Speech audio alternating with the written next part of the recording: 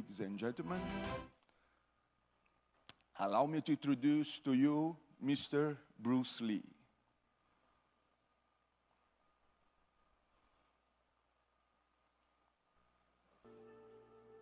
Empty your mind. Be formless, shapeless, like water. Now you put water into a cup, it becomes the cup. You put water into a bottle, it becomes the bottle. You put it in a teapot, it becomes the teapot. Now water can flow or it can crash. Be water, my friend.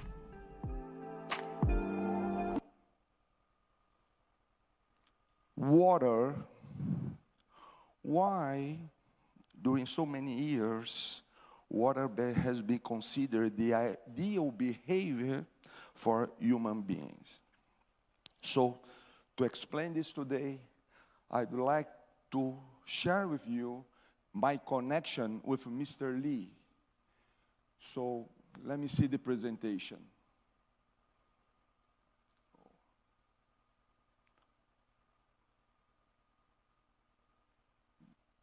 Just a moment. Oh.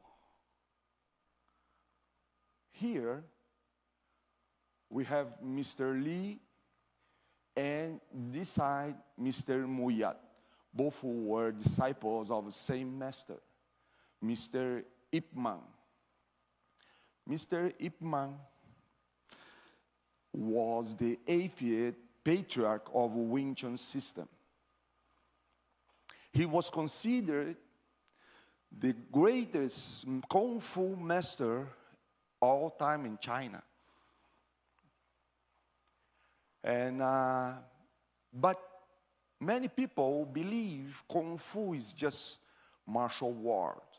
But actually, Kung Fu includes all aspects, artistic aspects of a human being or human expression. And that excellence comes from how I deal with myself and include the other in my existence. So Mr. Ip Man used to say, be calm like water. The style he practiced called Wing Tsun is a Kung Fu style founded by a lady, the Madam in Wing Tsun. So this style came a very long tradition, 3,000 years ago of tradition. So, in that tradition, they talk about feminine conduct. What is exactly feminine conduct? Feminine conduct is not the opposite of masculine conduct. Feminine conduct is the way to receive and include all data so we can have the appropriate behavior. Masculine conduct is the domination.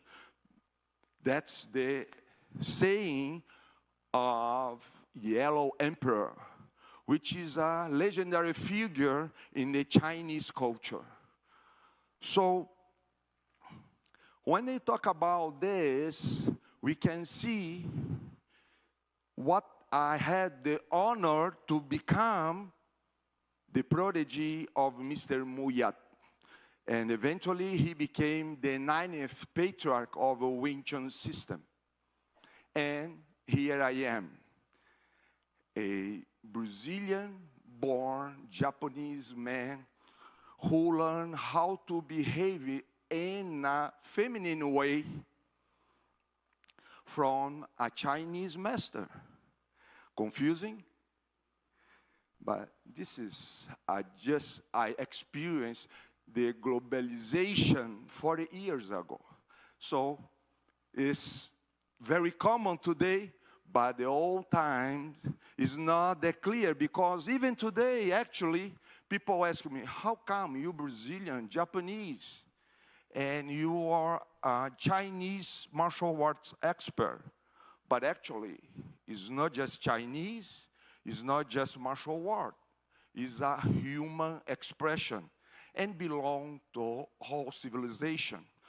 One thing I would like to share with you is the evolution of the shui, which is the character who means water in Chinese.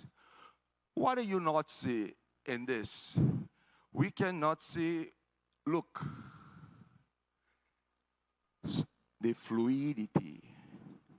The fluidity is something very important for human behavior. So that's why even Ionic philosopher Heraclitus, he mentioned, you can never enter the same river twice. Why? Because everything is flowing. And this fluidity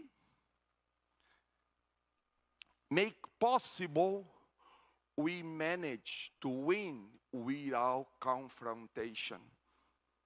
The saying belongs to Lao Tzu. Lao Tzu is considered the founder of Taoism, and he lived in the same time as Heraclitus, but in other side of the world, in China. So how this is possible? Because the water determines its course by the lie of the land. Sounds too philosophical, right? But this is the explanation by a general. General Sun Tzu, famous today because he was the author of the classical, The Art of War. And why you have that? Because he explained to us the victory is determined by the nature of the opponent. Nature of the opponent. What exactly it means? It means when you are real human. What a human means, I consider the other in my existence. I understand the nature of my opponent. No enemy, opponent, because or adversary, because he's just at the other side. And one thing is you must pay attention on that. When you talk about the opponent, or to observe, to respect the nature of the other, you must be very strong. This kind of emotional strength comes from when you're really strong to feel and understand if the terrible enemy, which is sometimes we consider the other,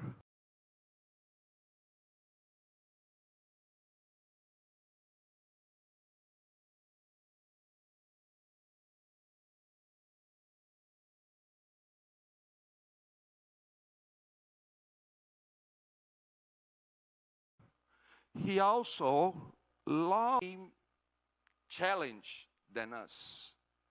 In other words, he's just a human like anyone. So when you talk about the understanding the nature, we can negotiate better. We can win by avoiding confrontation. That's the main idea when they talk about the war. All kind of war is terrible. All kind of war making us suffer. All kind of war is expensive. So remember, this person, he's a general, and lived the same time of Lao Tzu and Heraclitus. And that's what Mr. Julian called efficacy through adaptation. What is that? The importance of efficacy relies on adaptation. How strong you are to adapt. How strong you are to understand how long it takes for a transformation. Because any transformation, real transformation, is silent and take time. So any wise strategists know about this. And this we can call the strategic patience. Because we know it takes sometimes many generations to happen that. And if you want to change the mindset of people towards where place we live, it's not natural. We become exactly the nature of this place. Watch that. The first picture of the earth taken by Apollo mission is blue because 70% or more, 71% of the planet is water. It doesn't make sense. We behave like a water in order to understand better our planet. So that's why before try to change the planet or the others, we should try to change ourselves, which again take time. And as once said, Mr. Sergio Ribeiro, which is the co-founder of the Planeteers, the date we are eating today was planned by our parents, grandparents, or even great-grandparents. Likewise, the date or the fruit we plant today, will be enjoyed by our son, great-grandson, or even the great-grandson. Again, the patience, the strategic patience is very, very important. So, to conclude, if I want to summarize this talking in just one single sentence, I will say, be water, my friend. Thank you for patience. Thank you all for attention. I see you soon. Thank you.